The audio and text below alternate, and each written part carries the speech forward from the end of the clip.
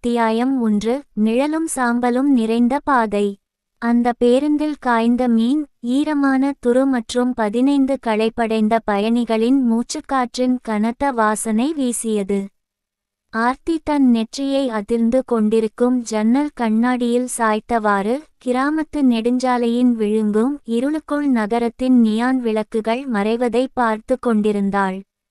12 நீண்ட வருடங்கள் ஆகிவிட்டன. 12 வருடங்கள் கடுமையான விடுதி பள்ளிகள், அடுக்குமாடி குடியிருப்புகள் மற்றும் அவளது பெற்றோர் எதிர்பார்த்த மூச்சுமுட்ட வைக்கும் செயற்கையான வாழ்க்கையிலேயே கழிந்துவிட்டது. அவள் புறப்பட்டதை அவர்களிடம் சொல்லவில்லை. 24 வயதில் அவள் சட்டப்படி ஒரு பெரியவள் தான். ஆனாலும் அவளது தந்தையின் நிழல் இன்னும் அவளது வாழ்க்கையின் ஒவ்வொரு பாதையையும் இருட்டாக்கிக் கொண்டிருந்தது. மேற்கு தொடர்ச்சி மலையின் அடர்ந்த, கரடுமுரடான பள்ளத்தாக்கில் அமைந்திருக்கும் அந்த தொலைதூர பூர்வீக கிராமமான நட்சத்திரக்குறி மூங்கில்பட்டிக்கு அவள் போவதை அவர் கண்டிப்பாக தடுத்திருந்தார். அங்கே நமக்கு ஒன்றும் இல்லை என்று அவர்களின் கடைசி சண்டையின் போது அவளது தந்தை கோபமாக கத்தினார். கெட்ட மண்ணும் கசப்பான நினைவுகளும் தவிர அங்கே வேறொன்றும் இல்லை. ஆனால் ஆர்த்திக்கு அங்கிருந்த பாசம் மட்டுமே நினைவிருந்தது. எப்போதுமே ஏலக்காய் மற்றும் புதிய நெய் வாசனை வீசும் கைகளைக் கொண்ட அவளது பாட்டி மீனாட்சியும், தன் ஆழமான, கம்பீரமான சிரிப்பால் கடுமையான பருவமழை இடியையும் அமைதியாக்கக்கூடிய அவளது தாத்தா ரங்கநாதனும் தான் அவளுக்கு நினைவிருந்தனர். இப்போது அவளுக்கு அந்த அன்பு தேவைப்பட்டது. ஆகாஷை காதலிக்க தொடங்கியதிலிருந்து அவளது தோழி சஞ்சனாவின் நச்சுத்தன்மை வாய்ந்த, மூச்சுமுட்ட வைக்கும் பொறாமையால் அவளது நகர வாழ்க்கை சிதைந்து போயிருந்தது. சஞ்சனாவின் பொறாமை வெறும் ஒரு பார்வையில் முடிந்துவிடவில்லை, அது ஒரு வெறியாக மாறியிருந்தது. அவள் ஆர்த்தியின் மதிப்பெண்களை கெடுக்க முயன்றாள், கேவலமான வதந்திகளை பரப்பினாள். சமீபத்தில் சஞ்சனாவின் அறையில் ஒரு பயமுறுத்தும் பலிபீடத்தை ஆர்த்தி பார்த்தாள். அதில் ஆகாஷ் மற்றும் அவளது புகைப்படம் துருப்பிடித்த ஆக்ரோஷமான ஆணிகளால் கீறப்பட்டிருந்தது. அருவருப்பும் பயமும் அடைந்த ஆர்த்தி ஒரு கேன்வாஸ் பையை எடுத்துக்கொண்டு, ஒரு கனமான டார்ச் லைட்டை மட்டும் கையில் பிடித்து, தனக்கு தெரிந்த ஒரே புகலிடமான தன் தாத்தா பாட்டியின் பழமையான ஓட்டு வீட்டிற்கு தப்பி ஓடி வந்தாள். அந்த சந்திப்பில் பேருந்து ஒரு பயங்கரமான சத்தத்துடன் நின்றது. மூங்கில்பட்டி என்று நடத்துனர் கத்தினார். அந்த கும்மிருட்டு இரவுக்குள் கண்களைச் சுருக்கி பார்த்தார். ஆர்த்தி ஜல்லிக்கற்கள் நிறைந்த சாலையில் இறங்கினாள். அங்குள்ள காற்று வித்தியாசமாக இருந்தது, அடர்த்தியாக, குளிராக, அழுகிய இலைகள் மற்றும் ஒரு உலோகத்தின் வாசனை கலந்திருந்தது. கிராமத்திற்குள் செல்லும் பாதை அடர்ந்த மூங்கில் காடுகளுக்கு இடையே வெட்டப்பட்ட ஒரு குறுகிய வழி. அவள் தன் கனமான டார்ச் லைட்டை ஆன் செய்தாள். அதன் வெளிச்சம் ஒரு கத்தியைப் போல மூடுபனியை துளைத்து கொண்டு சென்றது. கிராமம் பயங்கரமான அமைதியில் இருந்தது. தெரு நாய்கள் கூட குரைக்கவில்லை. பூச்சிகளின் சத்தம் இல்லை. அவள் கடந்து சென்ற வீடுகள் இருட்டாக இருந்தன, அவற்றின் மரக்கதவுகள் உள்ளே இருந்து பூட்டப்பட்டிருந்தன. நட்சத்திரக்குறி அவர்கள் இங்கே சீக்கிரமே தூங்கிவிடுவார்கள் போல, நட்சத்திரக்குறி என்று நினைத்து கொண்டு, தன் ஜாக்கெட்டை இன்னும் இறுக்கமாக இழுத்து மூடிக்கொண்டாள். இறுதியாக அவள் தன் தாத்தா பாட்டியின் வீட்டின் இரும்பு வாயிலை அடைந்தாள். ஒரு பெரிய ஆலமரத்தின் கீழ் அந்த வீடு ஒரு தூங்கும் மிருகத்தைப் போல பிரம்மாண்டமாக நின்றது. சிவப்பு களிமண் ஓடுகள் பழுதடைந்திருந்தன, வெள்ளை பூசப்பட்ட சுவர்களில் கொடிகள் படர்ந்திருந்தன. ஆனால் முன் வராந்தாவின் மெல்லிய திரைக்கு பின்னால் ஒரு வெதுவெதுப்பான ஆம்பர் நிற விளக்கு நடனமாடிக்கொண்டிருந்தது. அவள் கதவை தட்டுவதற்கு முன்பே கனமான தேக்கு மரக் கதவு கிரீச்சென்ற சத்தத்துடன் திறந்தது. அங்கே ரங்கநாதன் நின்றிருந்தார். அவரது தலைமுடி இப்போது முற்றிலும் வெள்ளியாகியிருந்தது. அவரது உடல் சற்று குனிந்திருந்தது, ஆனால் அவரது கண்கள் தீவிரமான, பழக்கமான ஒளியுடன் பிரகாசித்தன. அவருக்கு பின்னால் நிழலிலிருந்து மீனாட்சி வெளிப்பட்டாள். அவளது சுருக்கங்கள் விழுந்த முகத்தில் ஒரு பரந்த, அன்பான புன்னகை அரும்பியது. ஆர்த்தி என் செல்லமே என்று மீனாட்சி மெதுவாகக் கூறினாள். அவளது குரல் ஏதோ ரேடியோ சிக்னல் கிடைக்காமல் தூரத்திலிருந்து கேட்பது போல இருந்தது. ஆனால் அதில் அளவற்ற பாசம் நிறைந்திருந்தது. தாத்தா, பாட்டி. ஆர்த்தி கண்ணீர் விட்டு அழுதுகொண்டே அவர்களை கட்டியணைத்தாள். அவளது கைகள் அவர்களை தழுவியபோது அவளது முதுகெலும்பில் ஒரு விசித்திரமான கடுமையான குளிர் பாய்ந்தது. அவர்களின் தோல் இயற்கைக்கு மாறாக குளிராக இருந்தது, ஃப்ரீசரில் இருந்து எடுக்கப்பட்ட இறைச்சியைப் போல. ஆனால் அவர்களின் பாசமான அணைப்பில் ஏற்பட்ட நிம்மதி அந்த விசித்திரமான உணர்வை மறக்கடித்தது. நீ வீட்டுக்கு வந்துட்ட என்று ரங்கநாதன் கூறினார். அவரது குரல் அந்த உயரமான கூரையை கொண்ட ஹாலில் லேசாக எதிரொலித்தது. நீ வருவாய் என்று எங்களுக்கு தெரியும். உள்ளே வா. இனி வெளியே இருக்கும் இரவுகள் பாதுகாப்பானவை அல்ல. அத்தியாயம் 2. உறைந்த காலத்தின் 2 நாட்கள். அடுத்த 2 நாட்களும் ஒரு கனவு போல கழிந்தன. ஆர்த்தி ஒரு ஆழமான அமைதியை உணர்ந்தாள். ஆனால் அந்த வீட்டிற்குள் ஒரு விசித்திரமான சூழல் நிலவியது. அந்த வீடு வெளி உலகத்திலிருந்து முற்றிலும் துண்டிக்கப்பட்டது போல் இருந்தது. வியாபாரிகள் யாரும் வரவில்லை. அக்கம் பக்கத்தினர் யாரும் வரவில்லை. ஆர்த்தி ஜன்னல் வழியே வெளியே பார்த்தபோது கிராமத்து தெருக்கள் எப்போதும் ஒரு அடர்ந்த அசையாத மூடுபனியால் மூடப்பட்டிருப்பது போல் தோன்றியது. மீனாட்சி சுவையான விதவிதமான பாரம்பரிய உணவுகளைச் சமைத்தாள். சாப்பாட்டு மேஜையில் சூடான சாதம், சாம்பார் மற்றும் உருளைக்கிழங்கு வறுவல் என நிறைந்திருந்தது. ஆனால் அவளது தாத்தா பாட்டியும் அவளுக்கு மிகுந்த அன்போடு உணவை பரிமாறினார்களே தவிர அவர்கள் ஒரு வாய் கூட சாப்பிடவில்லை என்பதை ஆர்த்தி கவனித்தாள். நாங்கள் முன்பே சாப்பிட்டுவிட்டோம் செல்லமே என்று மீனாட்சி தன் கண்களை இமைக்காமல் ஆர்த்தி சாப்பிடுவதை பார்த்து கொண்டே அப்படியே அமர்ந்திருப்பாள். எங்கள் வயதில் வயிற்றுக்கு மிக குறைவான உணவே தேவைப்படுகிறது. அங்கு ஒரு வாசனை வீசியது. அவர்கள் வீட்டின் ஒவ்வொரு மூலையிலும் ஏற்றி வைத்திருந்த சாம்பிராணி மற்றும் கற்பூர வாசனைக்கு அடியில் ஒரு மர்மமான வாசனை தொடர்ந்து வீசிக்கொண்டிருந்தது. அது கருகிய மரம், ஈரமான சாம்பல் மற்றும் வெயிலில் அழுகிய இறைச்சியின் வாசனை போல இருந்தது. ஆர்த்தி அதை பற்றி கேட்கும் போதெல்லாம் ரங்கநாதன் சிரித்து கொண்டே மற்றொரு கற்பூரத்தை ஏற்றி வைப்பார். கிராம மக்கள் இந்த பருவத்தில் பழைய கரும்பு வயல்களை எரிக்கிறார்கள் என்று அவர் சாதாரணமாக கூறுவார். 2வது நாள் இரவு ஆர்த்தி தன் தாத்தாவுடன் வராந்தாவில் அமர்ந்திருந்தாள். வான்வெளியில் சந்திரன் ஒரு கூர்மையான வெள்ளி அரிவாள் போல இருந்தது. தன் தந்தையின் கண்டிப்பு, ஆகாஷ் மீதான அவளது காதல் மற்றும் சஞ்சனாவின் பயமுறுத்தும் பொறாமை என அனைத்தையும் அவரிடம் கூறினாள். ரங்கநாதனின் முகம் இருண்டது. வழக்கமாக அன்பாக இருக்கும் அவரது கண்கள் திடீரென்று ஒரு சூனியமான இருளால் நிறைந்தன. அதை பார்த்து ஆர்த்தி அதிர்ந்தாள். பொறாமை என்பது ஆன்மாவை அழுக வைக்கும் ஒரு விஷம் ஆர்த்தி. அது புதைக்கப்பட வேண்டிய விஷயங்களுக்கான கதவுகளை திறக்கிறது. அந்த பெண் உனக்கு தீங்கு விளைவிக்க நினைத்தால் இந்த வம்சத்தின் இரத்தம் அவ்வளவு எளிதில் சிந்தாது என்பதை அவள் அறிவாள். அவர் கையை நீட்டி அவளது கையை தட்டினார். அவரது தொடுதல் உலர் பனிக்கட்டி ட்ரை ஐஸ் போல மிகவும் குளிராக இருந்தது. அவளது தோளில் ஒரு மரத்துப்போன உணர்வை ஏற்படுத்தியது. இன்று இரவு நன்றாகத் தூங்கு என் குழந்தையே. நாளை நீ உலகத்தை எதிர்கொள்ள வேண்டும். ஆனால் என்ன நடந்தாலும் நாங்கள் இங்கே இருக்கிறோம் என்பதை நினைவில் கொள். அத்தியாயம் 3. உயிருள்ளவர்களிடமிருந்து வந்த அழைப்பு. 3வது நாள் காலையில் கனத்த மேகமூட்டம் கலைந்து தூசு படிந்த ஜன்னல்கள் வழியே பலவீனமான சூரிய ஒளி உள்ளே நுழைந்தது. ஆர்த்திக்கு திடீரென்று ஒரு குற்ற உணர்ச்சி ஏற்பட்டது. தன் பெற்றோருக்கு ஒரு வார்த்தை கூட சொல்லாமல் அவள் வந்து 3 நாட்கள் ஆகிவிட்டன. அவர்கள் எவ்வளவு கண்டிப்பானவர்களாக இருந்தாலும் இந்த வேதனையை அனுபவிக்க தகுதியற்றவர்கள். அவள் தன் பையிலிருந்து போனை எடுத்தாள்.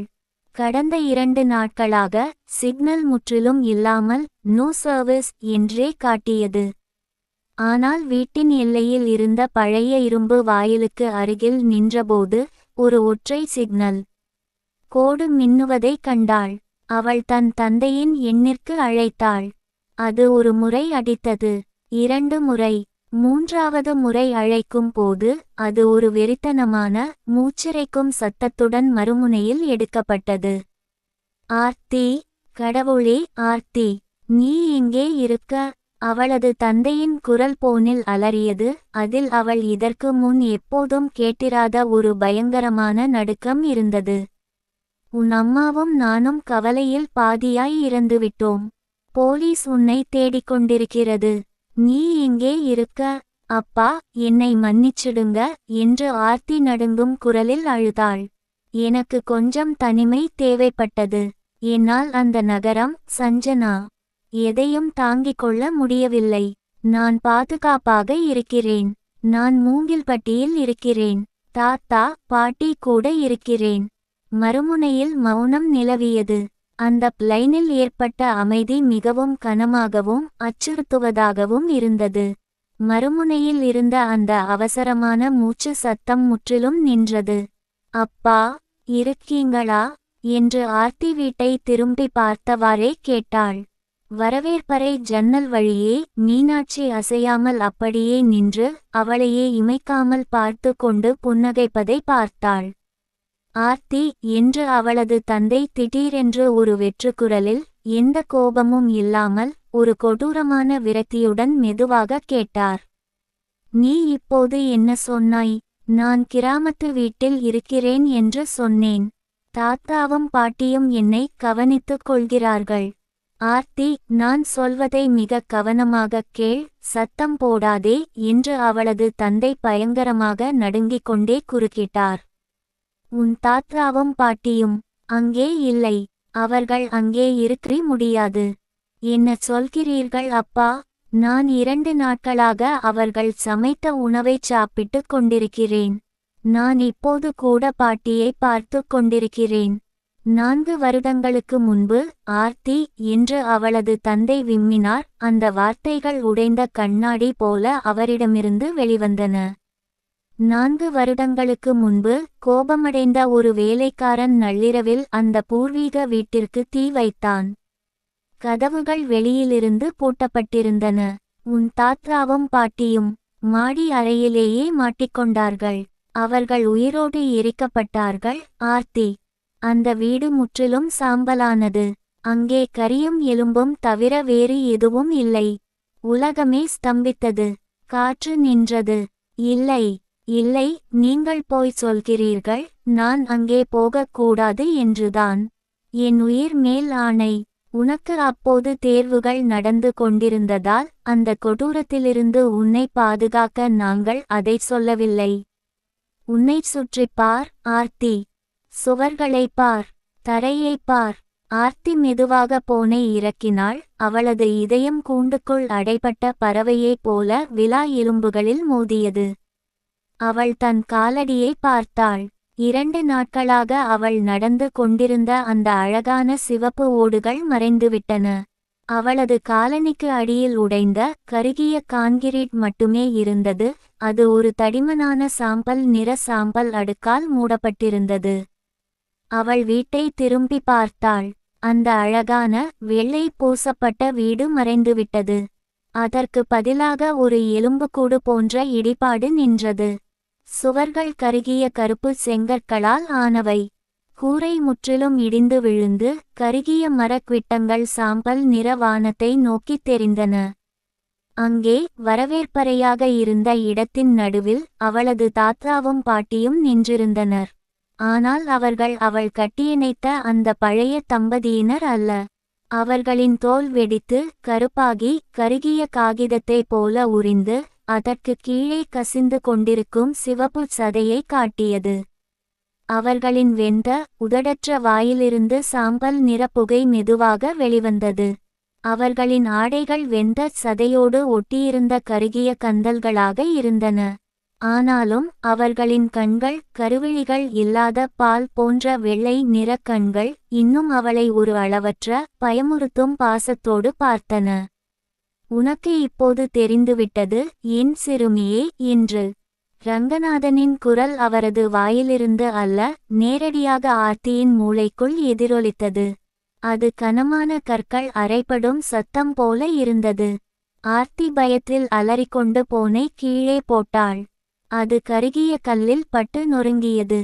அவள் பின்னோக்கி தடுமாறி விழுந்தாள். அவளது கால்கள் மனித சாம்பல் மேகங்களை கிளப்பின. அவள் வாயிலை நோக்கி ஓடத் திரும்பினாள். ஆனால் அவள் 3 அடிகள் வைப்பதற்குள் முற்றத்தில் இருந்த காற்று பயங்கரமாக கனத்தது. வெப்பநிலை திடீரென குறைந்தது. பலவீனமான காலை சூரிய ஒளி உடனடியாக அணைக்கப்பட்டது. மூங்கில் காடுகளில் இருந்து ஒரு அடர்ந்த, இயற்கைக்கு மாறான கருப்பு மூடுபனி உருண்டு வந்து வீட்டின் எல்லையைச் சூழ்ந்தது. அத்தியாயம் 4. நச்சுத்தோழியின் ஏவல். பல மைல்களுக்கு அப்பால், நகரத்தின் நடுவே ஒரு மங்கலான வெளிச்சம் கொண்ட அடுக்குமாடி குடியிருப்பில், சஞ்சனா ரத்தம் கலந்த சாக்பீஸ் கோலங்களால் மூடப்பட்ட தரையில் சம்மணமிட்டு அமர்ந்திருந்தாள். அவளுக்கு முன்னால் சாம்பல் மற்றும் குங்குமம் பூசிய முகத்துடன் ஒரு வயதான மாந்தீரிகன் அமர்ந்திருந்தான். அவர்களுக்கு இடையில் தடிமனான, கருப்பு திரவம் நிறைந்த ஒரு கிண்ணம், ஆர்த்தியின் தலைமுடி மற்றும் முள் கம்பியால் இறுக்கமாக கட்டப்பட்ட ஒரு மண்பொம்மை இருந்தது. சஞ்சனாவின் முகம் தூய்மையான, கலப்பில்லாத வஞ்சகத்தோடு சுருங்கியிருந்தது. ஆகாஷ் அவளை மீண்டும் எல்லோர் முன்னிலையிலும் நிராகரித்து, தான் ஆர்த்தியை மட்டுமே காதலிப்பதாக கூறியிருந்தான். அவளுக்கு அவன் கிடைக்கவில்லை என்றால் ஆர்த்திக்கும் கிடைக்க கூடாது. ஆர்த்தி சிதைந்து, அழுகி, மண்ணோடு மண்ணாக வேண்டும் என்று அவள் விரும்பினாள். அந்த பெண் ஒரு இறந்த இடத்திற்கு ஓடியிருக்கிறாள் என்று அந்த மாந்திரிகன் தன் கண்களை பின்னோக்கி உருட்டியவாறு கரகரத்த குரலில் சொன்னான். சாம்பல் நிறைந்த இடம். அங்கே எல்லைகள் மிகவும் பலவீனமாக உள்ளன. என் மிருகம் அவளை எளிதில் கண்டுபிடித்துவிடும். அதைச் செய் என்று சஞ்சனா சீறினாள். தன் விரல் நகங்கள் உடைந்து இரத்தம் வரும் வரை தரையை தன் விரல்களால் கீறினாள். அவளை வெறுமனே பயமுறுத்தாதே. அவளை துண்டு துண்டாக கிழித்துவிடு. அவளது கண்களை எனக்கு கொண்டு வா. மாந்தீரிகன் ஒரு தாழ்ந்த, கொடூரமான மந்திரத்தை உச்சரித்து, அந்த இரத்த கிண்ணத்தில் ஒரு பாதரச குப்பியை ஊற்றினான். அந்த திரவம் பயங்கரமாக கொதிக்கத் தொடங்கியது. அந்த அறையின் நிழல்களிலிருந்து ஒரு அருவருப்பான, நீண்ட வடிவம் தரையோடு தரையாக மறைந்தது. மூங்கில்பட்டியில் கருப்பு மூடுபனி உறைந்தது.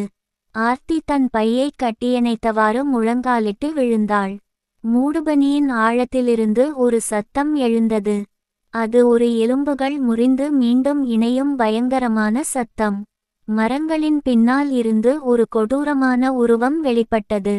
அது தூய்மையான வஞ்சகத்திலிருந்து பிறந்த ஒரு நரக மிருகம்.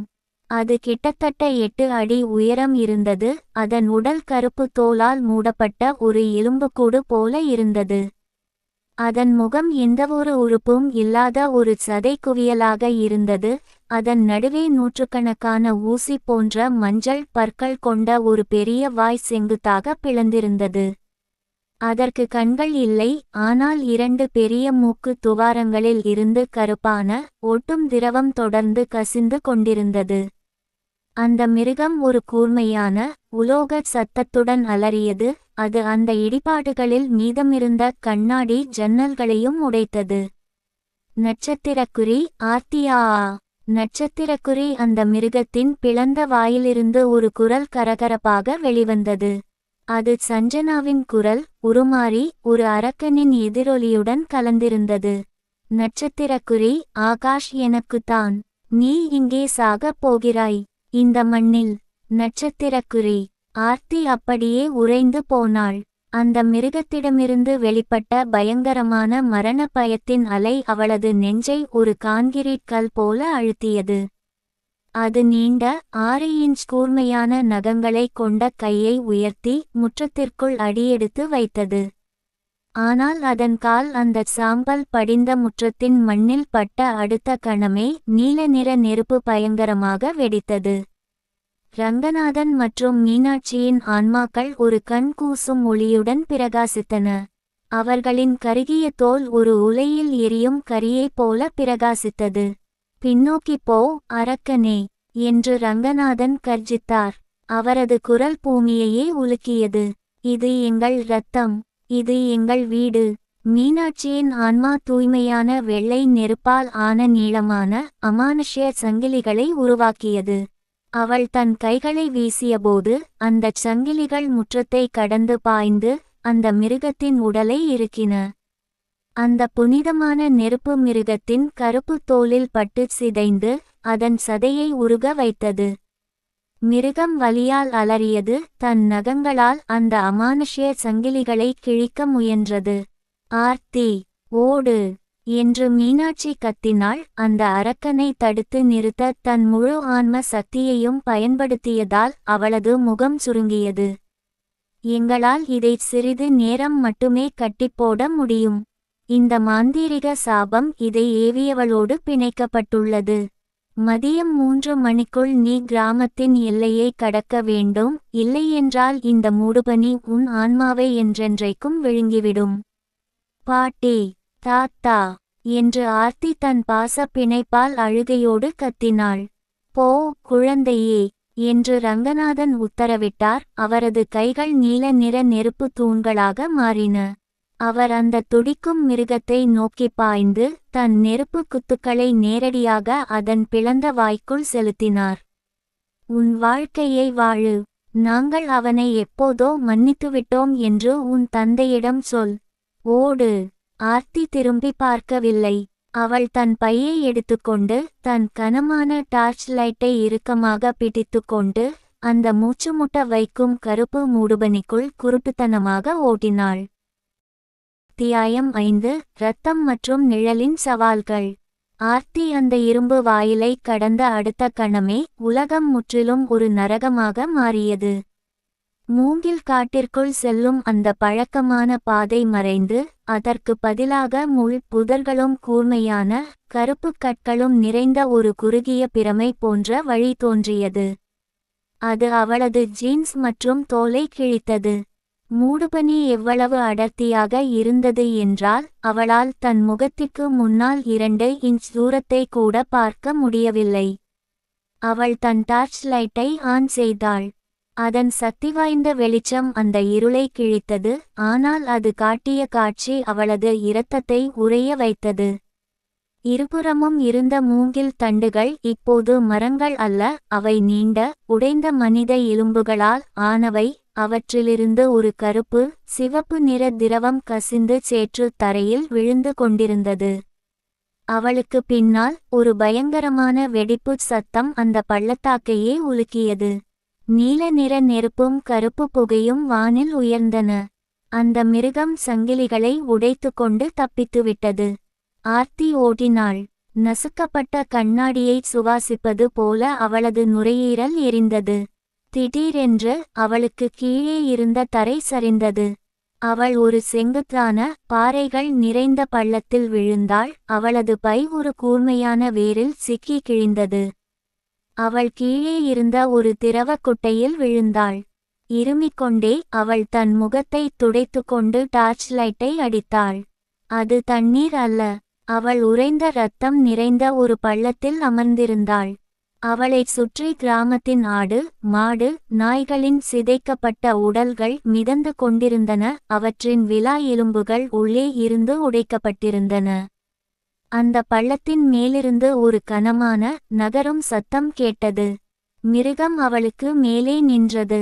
அது மெதுவாக இறங்கவில்லை, அப்படியே குதித்தது. அந்த மிருகம் அவளுக்கு 10 அடி தூரத்தில் அந்த இரத்த குட்டையில் விழுந்தது. அந்த இரத்தம் ஆர்த்தியின் முகத்தில் தெறித்தது. அருகில் பார்க்கும்போது அந்த மிருகத்தின் நாற்றம் தாங்க முடியாததாக இருந்தது. அது கந்தகம், கருகிய முடி மற்றும் அழுகிய இறைச்சியின் வாசனை கலந்தது போல இருந்தது. ஒரு பயங்கரமான சத்தத்துடன் அந்த மிருகத்தின் செங்குத்தான வாய் அகலமாக பிளந்து அதன் நெஞ்சு வரை நீடித்தது. அதன் தொண்டைக்குள் இருந்து சஞ்சனாவின் முகம் கொண்ட வெளிரிய கருப்பு கண்ணீர் வடிக்கும் ஒரு சதைப்பகுதி வெளியே நீட்டியது. நட்சத்திரக்குறி, நீ ஏன் சாகக்கூடாது ஆர்த்தி? நட்சத்திரக்குறி என்று சஞ்சனாவின் முகம் கொண்ட அந்த பகுதி தன் காட்டுமிராண்டித்தனமான பைத்தியக்காரத்தனமான வெறுப்புடன் சீறியது. நட்சத்திரக்குறி, நீ என்னை விடச் சிறந்தவள் என்று நினைக்கிறாயா? நீ மகிழ்ச்சியாக இருக்க தகுதியானவள் என்று நினைக்கிறாயா? நான் உன் தோலை ஒரு ஆடையாக அணிந்து கொள்வேன். நட்சத்திரக்குறி, மிருகம் அவளது தலையை கொய்ய தன் பெரிய நகங்களை முன்னோக்கி வீசி பாய்ந்தது. தற்காப்பு உணர்ச்சியால் ஆர்த்தி தன் கனமான அலுமினிய டார்ச் லைட்டை உயர்த்தி அதன் ஸ்ட்ரோப் லைட் பட்டனை அமுக்கினாள். அந்த டார்ச் லைட் ஒரு கண் கூசும் அதிர்வெண் கொண்ட 2000 லூமன் ஒளியை உமிழ்ந்தது. அந்த திடீர் தீவிரமான ஒளி அந்த மிருகத்தின் கண்கள் இல்லாத உணர்திறன் மிக்க முகத் துவாரங்களை தாக்கியது. அந்த மிருகம் தூய்மையான வலியால் ஒரு பயங்கரமான காதை செவிடாக்கும் ஒலியுடன் அலறியது. சஞ்சனாவின் சதைப்பகுதி தொண்டைக்குள் சுருங்கியது. அந்த மிருகம் வலியால் தன் முகத்தை தானே தன் நகங்களால் கிழித்துக்கொண்டு வெறித்தனமாக ஆடியது. ஆர்த்தி அந்த சேற்றிலும் இரத்தத்திலும் பின்னோக்கி நகர்ந்து பள்ளத்தின் எதிர்ப்புறத்தில் கைகளால் பற்றி கொண்டு ஏறினாள். அந்த சேற்றில் அவளது காலணிகள் கழன்றுவிட்டன. அவளது வெறும் கால்கள் கூர்மையான கற்களில் பட்டு ஆழமாக கிழிந்தன. ஆனால் அவள் அதை பொருட்படுத்தவில்லை. வலி ஒன்றும் இல்லை, உயிர் பிழைப்பது மட்டுமே முக்கியம்.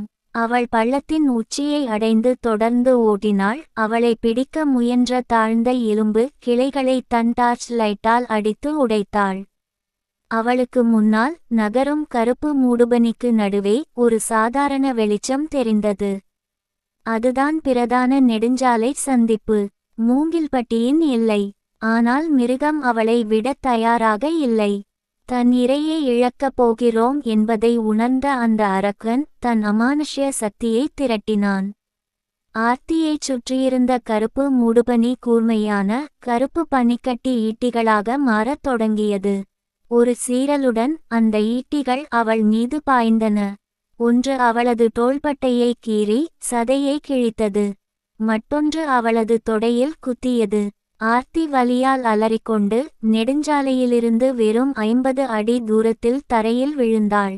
அவளது காலில் ஏற்பட்ட காயம் ஆழமாக இருந்தது. அதிலிருந்து இரத்தம் தரையில் கொட்டியது. அவள் திரும்பி பார்த்தாள். அந்த மிருகம் ஒரு கொடூரமான தோலற்ற வேட்டை நாயைப் போல 4 கால்களிலும் அவளை நோக்கி பாய்ந்து வந்து கொண்டிருந்தது. அவளை கொல்ல அதன் வாய் தயாராக இருந்தது. நட்சத்திரக்குறி, இதுதான் முடிவு ஆர்த்தி என்று அந்த குரல்கள் அலறின. திடீரென்று 2 ஒளிரும் நெருப்பு உருவங்கள் ஆர்த்திக்கு முன்னால் பூமியிலிருந்து தோன்றின. ரங்கநாதன் மற்றும் மீனாட்சி. அவர்களின் ஆன்மாக்கள் மறைந்து கொண்டிருந்தன, கிட்டத்தட்ட வெளிப்படையாக தெரிந்தன. அவர்களின் ஒளி அணையும் மெழுகுவர்த்தியைப் போல மின்னுவதை காண முடிந்தது. அவர்கள் தங்கள் பூர்வீக எல்லையை விட்டு வெளியே வர தங்களின் இறுதி ஆன்ம சக்தியை பயன்படுத்தியிருந்தனர். அவர்கள் அந்த மிருகத்தை பார்க்கவில்லை. அவர்கள் திரும்பி ஆர்த்தியை பார்த்தார்கள். வாழு, எங்கள் அழகான பேத்தியே என்று மீனாட்சி மெதுவாக கூறினாள். அவளது குரல் ஆர்த்தியின் இரத்தக் கரை படிந்த கன்னத்தில் ஒரு மெல்லிய காற்று போல பட்டது. ஓடு குழந்தையே, இனி திரும்பி பார்க்காதே என்று ரங்கநாதன் கூறினார். அவரது முகம் கடைசி முறையாக அந்த அன்பான தாத்தாவுக்குரிய புன்னகையுடன் பிரகாசித்தது. அந்த 2 ஆன்மாக்களும் திரும்பி எதிரே வந்த அரக்கன் மீது நேராக பாய்ந்தன. அவர்கள் சண்டையிடவில்லை, அவர்கள் வெடித்தார்கள். தூய்மையான கண் கூசும் வெள்ளை ஒளியின் ஒரு பிரம்மாண்டமான வெடிப்பு அந்த மிருகத்தின் நெஞ்சில் தாக்கியது. அந்த வெடிப்பு அரக்கனின் கைகால்களை கிழித்தது. கருப்பு பொறிகள் மற்றும் அலறல் சத்தத்துடன் அதை அந்த பள்ளத்திற்குள் தூக்கி எறிந்தது. அந்த வெடிப்பின் அதிர்வு ஆர்த்தியையும் முன்னோக்கி தள்ளியது. அவளது உடல் தரையில் உருண்டு அந்த மர்மமான எல்லை கோட்டை கடந்து பிரதான நெடுஞ்சாலையின் தார் சாலையில் விழுந்தது. அவளது உடல் தார் சாலையில் பட்ட அடுத்த கணமே கருப்பு மூடுபனி மறைந்தது. எலும்பு மரங்கள் மீண்டும் சாதாரண மூங்கில்களாக மாறின. காற்றில் இருந்த அந்த மூச்சுமுட்ட வைக்கும் கணம் நீங்கியது. ஆர்த்தி மதிய சூரியனின் வெளிச்சத்தில் இரத்த கரையுடன் மூச்சிறைக்க அந்த சாலையில் கிடந்தாள். அவள் பாதுகாப்பாக இருந்தாள். மூங்கில்பட்டி கிராமம் மீண்டும் அமைதியானது. அத்தியாயம் 6. இரத்த ஒப்பந்தத்தின் பழிவாங்கல். நகரத்தில் அந்த மாந்தீரிக அறை ஒரு கொலைக்களமாக மாறியிருந்தது. ரங்கநாதன் மற்றும் மீனாட்சியின் ஆன்மாக்கள் அந்த சாபத்தின் வடிவத்தை அழித்த அடுத்த கணமே அந்த கருப்பு மந்திரம் ஒரு பயங்கரமான பழிவாங்கலாக மாறியது.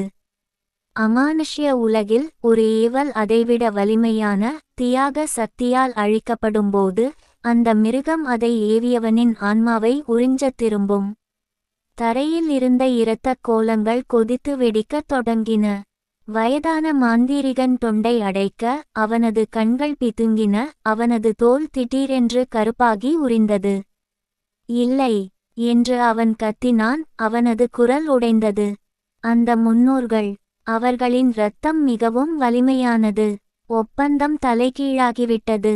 அவன் எழுந்து நிற்பதற்குள் அவனது நெஞ்சுக்கூடு உள்ளே நோக்கி அமுங்கியது. ஏதோ ஒரு கண்ணுக்கு தெரியாத ராட்சதக் கை அவனது விலா எலும்புகளை உடைப்பது போல இருந்தது. அவன் அந்த கொதிக்கும் கிண்ணத்திற்குள் விழுந்து இறந்தான். சஞ்சனா ஒரு பயங்கரமான பயத்துடன் சுவற்றோரம் பின்வாங்கி நகர்ந்தாள்.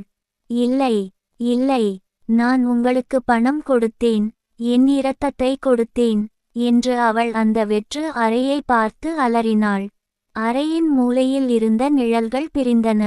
அந்த மிருகம் வெளிப்பட்டது. ஆனால் அது இனி அவளது கட்டுப்பாட்டில் இல்லை. அது சிதைந்து அதன் சதை உள்ளே இருந்து எரியும் நீல நிற நெருப்பால் உருகிக் கொண்டிருந்தது. அது பசியுடனும் வலியாலும் பைத்தியமாகியிருந்தது. அதன் அழியும் உடலை தக்கவைக்க ஒரு ஆன்மா தேவைப்பட்டது. அந்த மிருகம் தரையோடு தரையாக நகர்ந்து சஞ்சனாவை நோக்கி வந்தது. அதன் நீண்ட எலும்பு கைகள் மரத்தரையில் கீறின. ஆகாஷ் என்று சஞ்சனா கத்தினாள். அவளது குரல் ஒரு பைத்தியக்காரத்தனமான உச்சத்தை அடைந்தது. ஆகாஷ், என்னை காப்பாற்று. மிருகத்தின் செங்குத்தான வாய் திறந்தது.